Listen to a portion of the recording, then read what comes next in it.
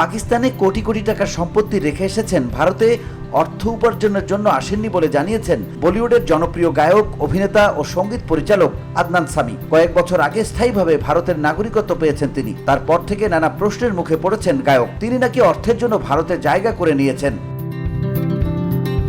এই প্রশ্ন উঠেছে তাকে নিয়ে। সেই সব বিষয় নিয়ে অবশেষে মুখ খুললেন এই সঙ্গীত শিল্পী। ভারতীয় সংবাদ মাধ্যম আনন্দবাজারের এক প্রতিবেদনে বলা হয়েছে, জন্মগতভাবে পাকিস্তানের মানুষ হলেও আদনান 2015 সালে ভারতের নাগরিকত্ব পেয়েছেন। আদনান বলেছেন, কেউ যদি বলে আমি অর্থের জন্য ভারতে এসেছি, তাদেরকে একটা কথা বলতে চাই, আমি কিন্তু কোটি কোটি টাকার সম্পত্তি পাকিস্তানে রেখে ভারতে এসেছি।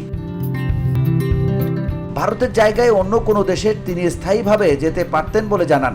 আদনানের কথায়, জার্মানি, ইংল্যান্ড, কানাডা বা আমেরিকার নাগরিকত্ব পেতে পারতাম আমি, কিন্তু ভারতের মূল্যবোধের জন্য এই দেশে এসেছি। বিশেষ করে পাকিস্তান এই মূল্যবোধ সহ্য করতে পারে না বলে এসেছি।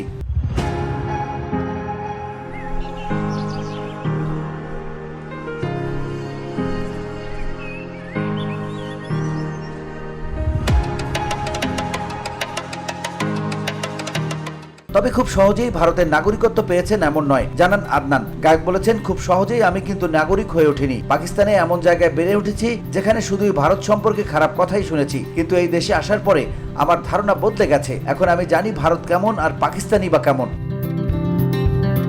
2022 সালে সামাজিক যোগাযোগ মাধ্যমে প্রকাশ্যে পাকিস্তানের নিন্দা করেছিলেন আদনান সামি। ভারতকে কেন ভালোবাসেন তাও জানিয়েছিলেন গায়ক। আদনান লিখেছিলেন, মানুষ আমাকে প্রায়ই জিজ্ঞাসা করে কেন আমি পাকিস্তানকে পছন্দ করি না। সত্যি বলছি, পাকিস্তানের যে সব মানুষ আমার সঙ্গে ভালো ব্যবহার করেছেন তাদের উপর আমার রাগ নেই। আমাকে যারা ভালোবাসেন তাদের সকলকে আমিও ভালোবাসি।